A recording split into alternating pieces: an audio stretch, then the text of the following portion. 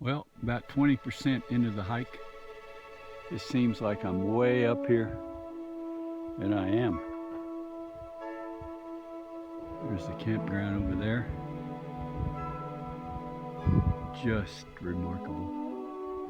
Can you see that rock there? It looks like it's kind of balanced against the side of the cliff. Boy, am I humbled by this. Well, we're halfway up, I think. Look at the pine forest here.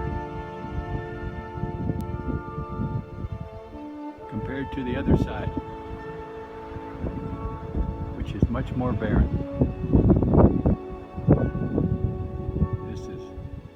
This is humbling. Everybody's here. The highest point in Texas. Everybody's here that's here. Some have actually left this place willingly.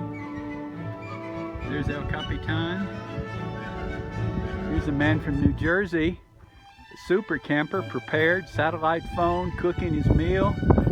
I have the utmost admiration for that young man. Some more people here.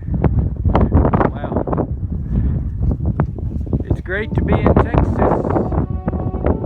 It's great to be at the highest point in Texas.